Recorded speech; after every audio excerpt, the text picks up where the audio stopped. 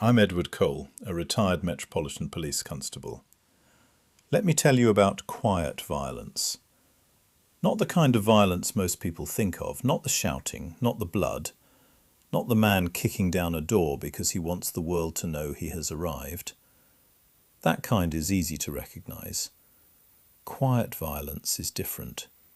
It starts in silence, in the missing file, in the unanswered question, in the room where everyone knows something is wrong, but no one says it aloud.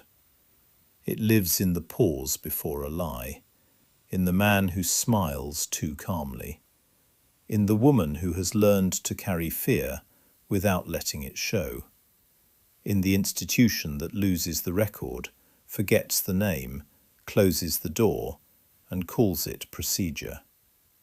That is where this story begins. Freetown, a city awake before the sun. Birds, generators, calls to prayer coming down from the hills above the harbour. Trucks, voices, heat.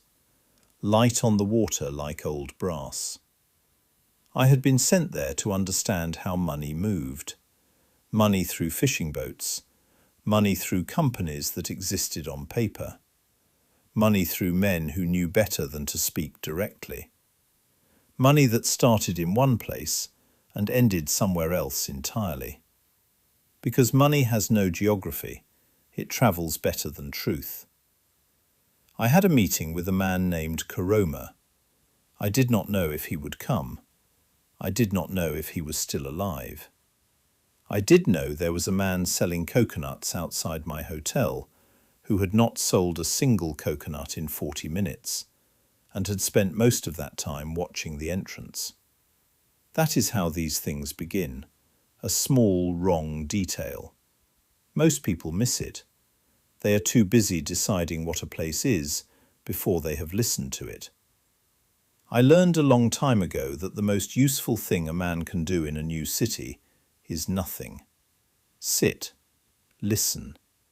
Let the city speak first. Quiet Violence is the first book in my story. It is where the reader first meets the world I lived in.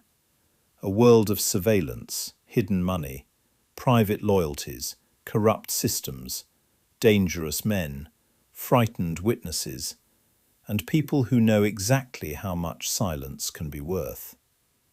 It is not a clean story. Real stories rarely are.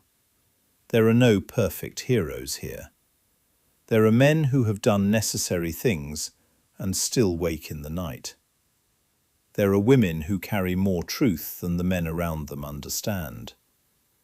There are children who inherit the consequences of choices made before they were born.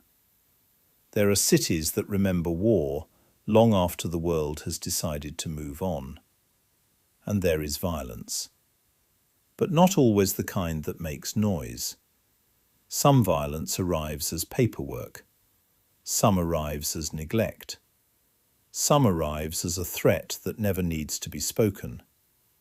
Some arrives as a man following you through a market in a blue shirt, pretending very badly that he is interested in his phone. What happens then is not theatre. It is not sport. It is not glory. It is simply the moment when a decision has to be made quickly, precisely, and without fuss. That is what I was trained for. But quiet violence is not only about what a man can do with his hands. That would be a smaller book. This is about what a man sees, what he remembers, what he refuses to ignore. It is about loyalty and betrayal. It is about the difference between lawful power and real justice. It is about the men who believe they are untouchable because they have money, position, contacts, or a flag behind them. And it is about what happens when somebody watches closely enough to see the pattern. Truth has a way of surviving. Sometimes it survives in a witness, sometimes in a child, sometimes in a notebook, sometimes in a line someone says without realizing they have given away the whole shape of the thing. Quiet violence is the beginning of that shape. The first book opens the door. The series moves through crime, corruption, covert work, private power, old loyalties, families, memory, inheritance, and the hidden war beneath ordinary life. Each book widens the frame. Painted Eyes showed what it means to be watched. Quiet War, and then Quiet Violence, shows what silence costs. Quiet Operations shows the power behind the silence. Quiet Ritual reveals the habits, symbols and structures power uses to protect itself. Quiet Faith turns inward, to memory, witness, family, the dead, the living, and the things passed from one generation to the next. Quiet Inheritance carries the question forward. What do you do with the truth once it has reached your hands? That is the question behind all of it.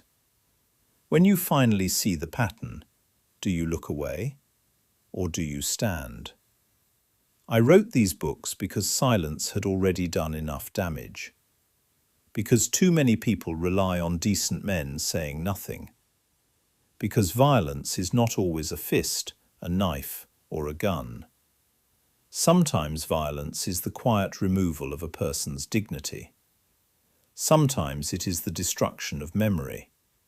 Sometimes it is making a witness feel alone. So, if you want a story about power, corruption, loyalty, memory, and the hidden violence that moves through the world without announcing itself, then Quiet Violence is where you begin. Read it carefully. The small details matter. The silences matter. The names matter. They always do. My name is Edward Cole. This is Quiet Violence, Book 1 of the Quiet Violence series. Violence was only the beginning.